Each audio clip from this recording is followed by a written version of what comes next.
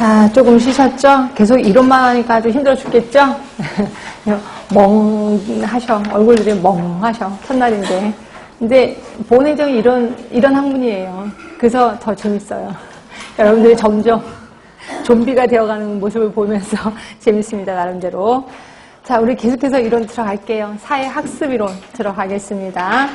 자, 사회학습이론은 이제 요게 한번 서울에서 나오고 그 다음에 안 나오더라고요. 근데 또 안 할 수도 없고 해서 하긴 하는데 이게 나올 수밖에 없는 건데, 자, 예를 들어 이런 거예요.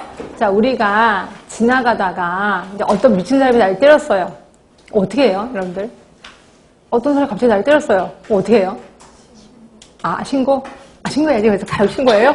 아니죠. 왜 때렸지? 이게 근데 막 또 어떤 사람 받아치는 사람도 있어요. 나 때렸어? 같이 딱 때려요?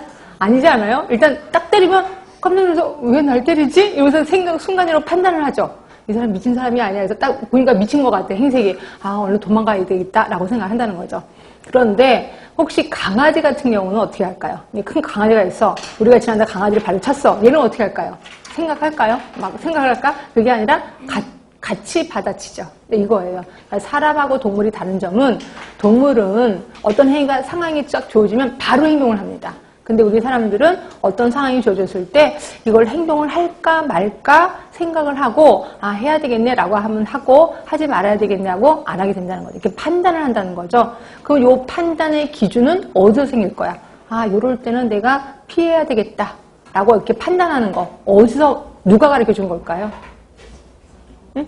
경험에 의해서. 그래서 그걸 우리 사회학습이론이라고 해. 결국 내가 사회생활을 하면서 그 나름대로 배운단 말이에요. 그리고 그 상황이 됐을 때 내가 그 전에 배웠던 걸 갖고 생각을 해요. 이걸 해야 되나 말아야 되나. 예, 그래서 판단을 해서 어떤 행위를 하게 된다는 거죠. 결국 인간의 행동은 세 가지에 의해서 결정이 돼요. 세 가지가 뭐냐면 일단 환경이 조성되면 바로 행동을 하는 건 아니에요. 이렇게 환경이 조성됐을 때 바로 행동을 하는 거는 강아지나 그렇고요. 우리 인간은 여기에 인지, 지적인 생각을 해요. 내가 그동안 배웠던 것들이 있을 거야. 예, 그렇게 해서 이 세 가지에 의해서 행위를 하게 된다. 이거를 우리는 사회학습이론이라는 거예요.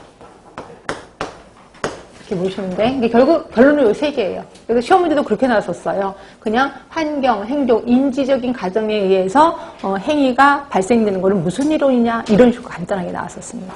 이렇게 기억하시고 자 그래서 저는 조금 더 깊게 들어가도록 하긴 하는데 자 볼게요. A번에 보시면 환경과 행동이라는 측면 외에 인간의 인지적인 측면이 인간의 행동을 결정하는 요인이 된다는 거죠. 결국 세 가지야.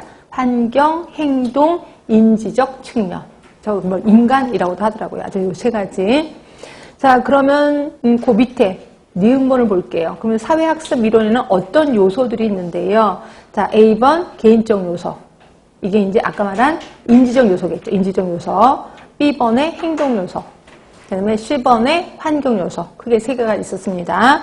그러면 개인적 요소 안에는 뭐가 들어가는데요? 자기효능감이라는 게 들어가네. 자기효능감.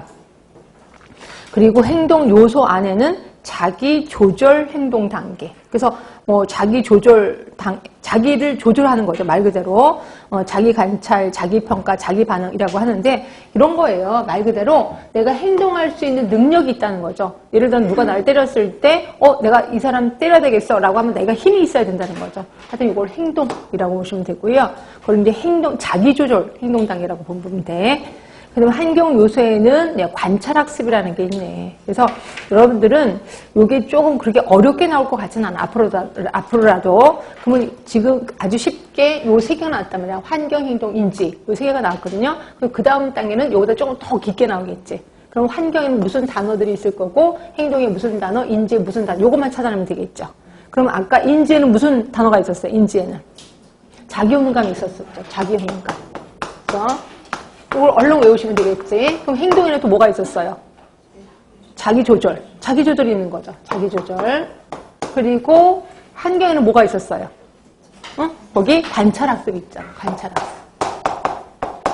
그래서 그 다음 문제는 요 깊은 것들이 좀 들어가 있겠구나. 이렇게 보시면 돼. 그래서 다음에 뭐 환경 요소에 속하는 건 뭐냐. 이런 식으로 나올 수도 있습니다. 그러면 관찰학습이 환경 요소에 들어가겠구나. 그렇게 기억하시면 되고. 항상 이론은 그런 식으로 좀 외우시는 게 좋습니다. 자, 그 다음에 합리적 행위 이론이 있고 얘랑 11번의 계획된 행위론, 얘네들은 꼭 짝을 져서 같이 나오더라고요. 그래서 이 두 개를 하겠습니다. 일단 합리적 행위 이론을 보시면, 자, 이런 거 있어요. 우리가 이제 막 사건 터질 때 골목 지나가다가 갑자기 살인사건이 일어나서 사람이 죽었다고 합시다. 그럼 이제 우리가 범인을 잡아서 너 왜 그 사람 죽였어? 알지도 못하는 사람 왜 죽였어? 라고 하면 그냥요, 욱해서요. 이렇게 얘기를 하잖아요. 근데 아니라는 거예요. 모든 사람의 행동은요, 미리 예측이 가능하다는 거예요. 갑자기 욱해서 이럴 일은 절대로 없다는 거죠. 그게 합리적 행위 이론이야. 모든 사람들의 행동은 미리 예측이 가능하다라고 보는 거죠. 그래서 자, 행동이 있습니다. 그리고 이거는 의도가 있다는 거예요. 그러니까 갑자기 욱해서 나오는 게 아니라 그 전에 의도가 있다는 거죠. 그 행위를 하려고 하는 의도가 있어서 그 행위를 했다는 거죠. 그러면 이 의도는 뭐에 의해서 형성이 되는데 두 가지에 의해서 형성이 됩니다. 자, 하나는 행위에 대한 태도. 네, 또 하나가 행동에 대한 규범. 그러니까 태도와 규범에 의해서 의도가